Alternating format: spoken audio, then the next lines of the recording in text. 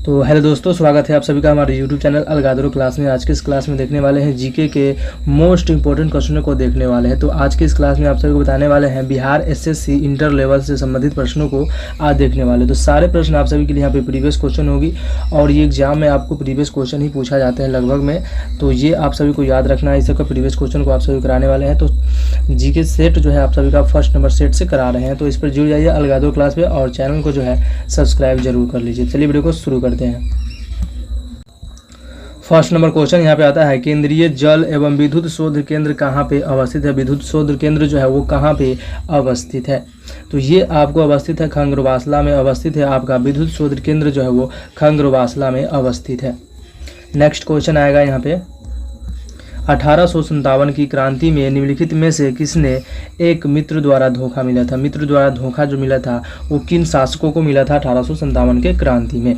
तो ये आपको तात्या टोपे को धोखा मिला था। अपने मित्र द्वारा धोखा मिलने के बाद इनको जो है वो अंग्रेज द्वारा इन्हें हत्या कर दी गई थी। तो ऑप्शन नंबर डी इसका राइट आंसर हो जाएगा।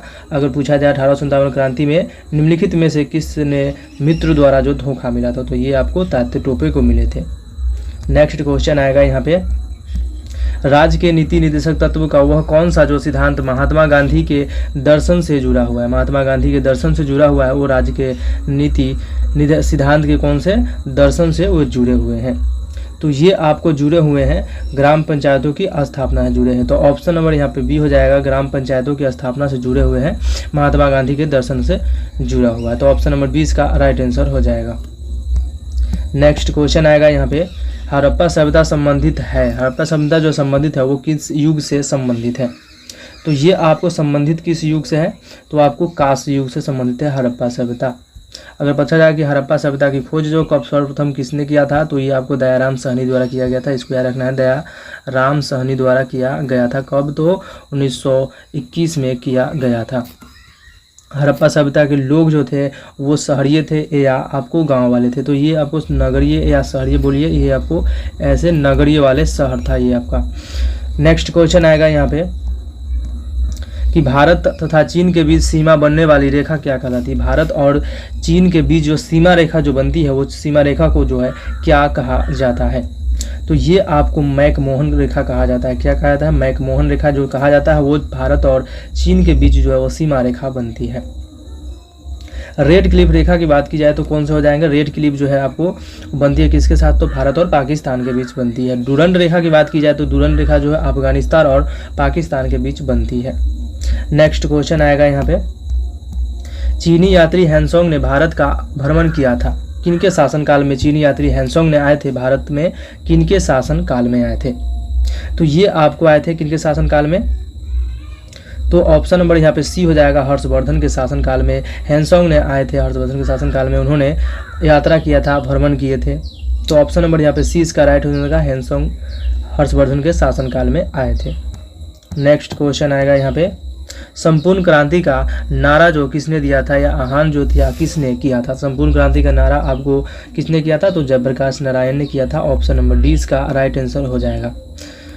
नेक्स्ट क्वेश्चन आएगा यहाँ पे, विंग्स ऑफ फायर के लेखक जो है वो कौन थे। विंग्स ऑफ फायर के लेखक जो है वो कौन है, तो ये आपको एपीजे अब्दुल कलाम जो है विंग्स ऑफ फायर के लेखक है, जिन्हें मिसाइल मैन के नाम से जाना जाता है। किसे, तो मिसाइल मैन के नाम से जाना जाता है किन्हें, तो ये आपको जाना जाता है अब्दुल कलाम को जाना जाता है मिसाइल मैन के नाम से।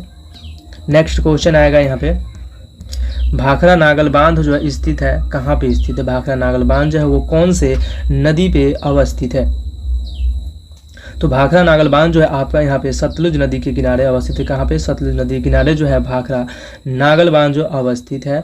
आपको बांध से भी प्रश्नों को पूछा जाता है। अगर आप सभी को इस क्वेश्चन का आंसर आपको पता होगा तो क्वेश्चन में कमेंट करते चलिएगा। नेक्स्ट क्वेश्चन आता है यहाँ पे, कलहन द्वारा रचित राजतरंगिणी में वर्णन है। कलहन द्वारा रचित जो कलहन एक पुस्तक है और राजतरंगिणी में वर्णन होता है, तो कलहन द्वारा रचित है राजतरंगिणी इसका पुस्तक है। उन्होंने रचना की थी किसके द्वारा, तो कलहन दे किए थे। और इसका अगर इतिहास की बात की जाए तो इसके किताब के अंदर जो है किसका इतिहास मिलता है, तो ये आपको कश्मीर का इतिहास मिलता है। तो ऑप्शन नंबर ए इसका 20 का राइट आंसर हो जाएगा। ऑप्शन नंबर बी जो है कलहन द्वारा जो रचित है राजतरंगिणी है और इसका इतिहास अगर पूछा जाए तो ये आपको कश्मीर का इतिहास मिलता है। नेक्स्ट क्वेश्चन आएगा यहाँ पे, राजा राम मोहन राय का संस्थापक थे कौन थे? मतलब राजा राम मोहन जो थे संस्थापक जो थे वो किस समाज के थे? ये समाज में बताया गया है, तो ये आपको कौन से समाज के संस्थापक थे? तो ये आपको ब्रह्म समाज के संस्थापक थे। कौन? तो राजा राम मोहन जो थे वो ब्रह्म समाज के संस्थापक थे। राइट आंसर आपका बी इसका राइट आंसर हो जाएगा। नेक्स्ट क्वेश्चन आएगा यहाँ पे, मैग्नी नोट रेखा किस देश के मध्य स्थित है? मैग्नी नोट रेखा जो है वो किस देश से अवस्थित है? बता दें कि रेखा जो पूछा था वो जिस प्रकार से मैकमोहन रेखा जो भारत और चीन के बीच अवस्थित है, उसी प्रकार जो है मैग्नी नोट रेखा जो है वो किस देश के बीच अवस्थित है?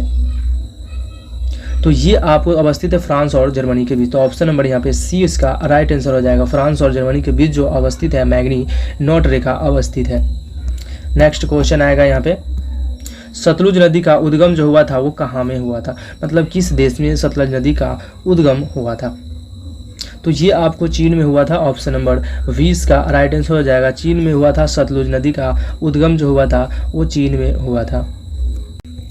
नेक्स्ट क्वेश्चन आता है, भारतीय संविधान सभा ने भारतीय राष्ट्रीय ध्वज की रूपरेखा को अंगीकार किया गया था, तो इसे कब किया गया था? भारतीय ध्वज को अब रूपरेखा जो अंगीकार किया गया था उसे कब लागू किया गया था? तो ये आपको किया गया था 22 जुलाई 1947 को किया गया था। कब? तो 22 जुलाई 1947 को इसको अंगीकार किया गया था। ऑप्शन नंबर डी इसका राइट आंसर हो जाएगा।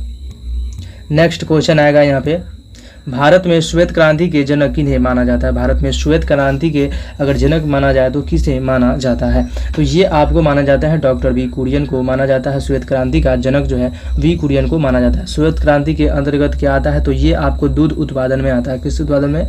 तो ये इसको लिखना है, दुग्ध उत्पादन में श्वेत क्रांति का किया गया था, दूध उत्पादन के लिए श्वेत क्रांति, और इसके जनक जो है डॉक्टर वी कुरियन को जाना जाता है। हरित क्रांति की बात किया तो एस स्वामीनाथन जो हरित क्रांति के जनक है। नेक्स्ट क्वेश्चन आएगा यहाँ पे, भारत का राष्ट्रीय फल जो है वो कौन सी है? ये पूछा गया प्रश्न है आपको। यहाँ पे कब पूछा गया था? 2011 में ये प्रश्न पूछा गया था। भारत का राष्ट्रीय फल जो है बीएसएससी के एग्जाम में ये प्रश्न जो है वो पूछा गया था। तो आप लोग सभी जानते हो कि भारत का राष्ट्रीय फल जो है वो आम है। तो ऑप्शन नंबर डी इसका राइट आंसर हो जाएगा। नेक्स्ट क्वेश्चन आ जाएगा, दुनिया का नवीनतम देश जो है वो कौन सा है? नवीनतम देश जो है वो कौन सा दुनिया का सबसे नवीनतम देश है? तो ये आपको हो जाएगा ऑप्शन नंबर ए हो जाएगा, दक्षिणी सूडान जो है दुनिया का नवीनतम देश है। नेक्स्ट क्वेश्चन आएगा यहाँ पे, न्यूनतम साक्षरता वाला प्रदेश जो है वो कौन सा है? वो भारत में पूछ रहा है, कौन सा प्रदेश होगा न्यूनतम साक्षरता वाला प्रदेश जो है वो कौन सा है? तो ये आपका बिहार हो जाएगा। ऑप्शन नंबर सी इसका राइट आंसर हो जाएगा। न्यूनतम साक्षरता वाला जो है बिहार है, और पिछड़ा राज्य भी बिहार को जाना जाता है। नेक्स्ट क्वेश्चन आता है, सिखों के 10वें गुरु गोविंद सिंह का जन्म जो हुआ था वो कहाँ पे हुआ था? तो ये आपको हुए थे पटना में जन्म हुआ था। सिखों के 10वें गुरु गोविंद सिंह की जन्म जो हुआ था पटना में हुआ था, और सिख धर्म के 10वें गुरु थे और अंतिम गुरु के नाम से जाना जाते हैं गुरु गोविंद सिंह को। गुरु गोविंद सिंह को सिख गुरु के 10वां गुरु जाना जाता है। और बता दिया जाए कि जब सिख धर्म में और प्रतापी राजा की बात की जाए तो महाराणा रंजीत सिंह जो थे वो सिख धर्म के प्रतापी राजा थे, और इनकी राजधानी अगर पूछा जाए तो लाहौर थी। कहाँ पे? लाहौर थी। ये प्रश्न कितने बार, बहुत बार ये प्रश्न को पूछा गया है। लाहौर जो थी इनकी राजधानी थी महाराणा रंजीत। तो आज के लिए इतना ही, मिलते हैं नेक्स्ट वीडियो में। आप सभी को सेट नंबर 2 को लेकर आने वाले हैं, तो वीडियो को जो है लाइक और चैनल को जो है सब्सक्राइब जरूर कर लीजिए।